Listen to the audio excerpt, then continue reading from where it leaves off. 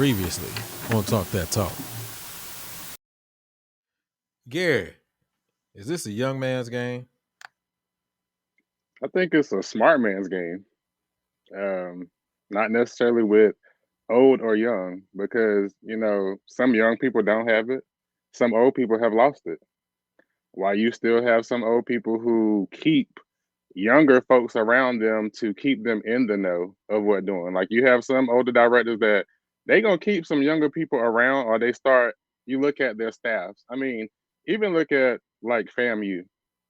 They're one team that kind of stay true to their people that they rotate like in and out. But when you look at their staff now, like Rick just like mentioned, like Lindsey Sargent, like all of those people, then you start looking at the staff, like you have like the directors and the older people that's still there, but it's a lot of younger people that were like marching like we march now that's like directors as well, that's in those suits. So I mean, they keep those younger people around and they're moving forward.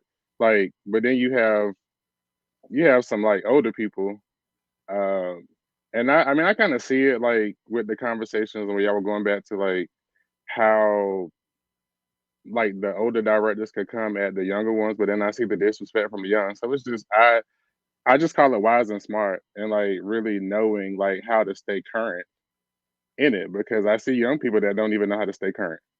So it's just really about being wise and being smart on your job and But being Gary, can you consistent. talk? Can you talk about like you? Like can you talk about your process, man? Like with the direction you're trying to take your band in visually, and how you feel about just in general the visual aspect.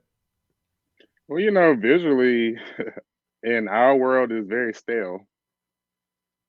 Um, stale. You got people who are really like pushing. Like even our push, it wasn't an overnight thing. It was a gradual thing.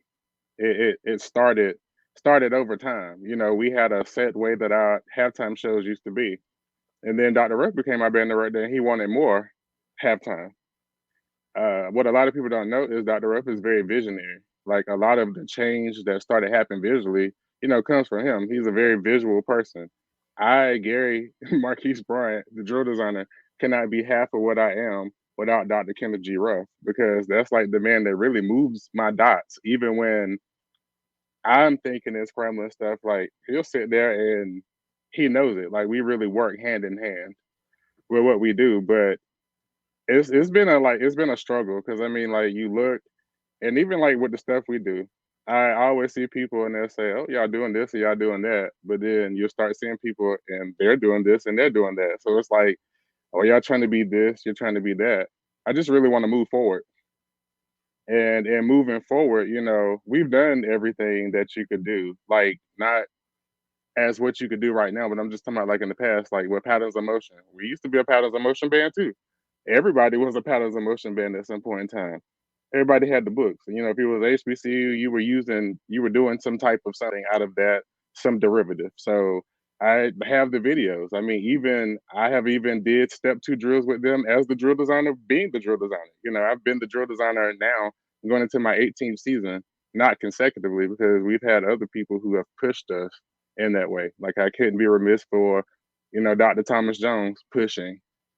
He was a person. Now people think about him as the arranger that came in, but he was also the drill designer as well. People don't pay attention to that. He did drills for those shows. Dr. Ruff, like same people. So like with that, and I just really took what Dr. Ruff did, the time period that Dr. Jones was in and doing what he was doing, and just kind of it's my recipe now of where do we push that and where do we mix it. Because the thing was, when you start toying with concepts and ideas, you can't really drop them, because now you don't push that limit. So it's like if you just stop doing it, um, what what are you gonna do to keep pushing? And so like my thing, especially like in 2021, I told the kids, I was like, I know we're in a pandemic and we haven't did a show since Honda. 2020 was like the last time we had stepped on the field, and I was like, I know we're in a pandemic, so a lot going on.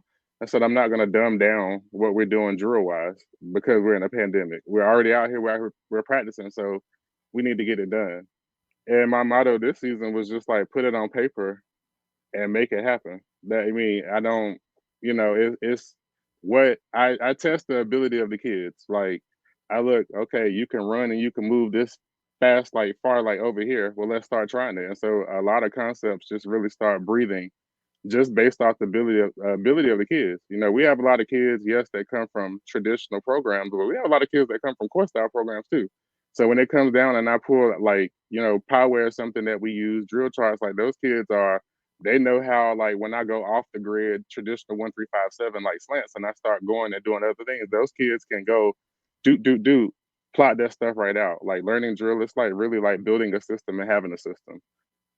But to go back as far as other people in innovation, there's a lot of people like when I look at drill outside of like you have certain groups like this year, like when I look at FAMU, you know, they've always been like animation, they still do that. But now when you look at that animation, there's more clarity to it.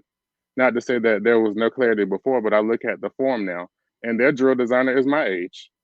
Dante Douglas, who's the assistant band there at LSU. He's the drill designer. So his big thing now is finding form and getting there. And if we want to say, is this a young man's game? A lot of the drill designers now that are starting to design for your HBCU programs are young. So we're being put into that because some directors are like, well, I'm tired of doing this. I need something new. What are y'all gonna come with? And so that's like even with Dr. Ruff, people are like, all right, what you got? Let's push it. Let's keep pushing it. Like what we're gonna do, you know, what we're gonna do next. And I just like to stay ahead of the curve. Okay. Without rambling.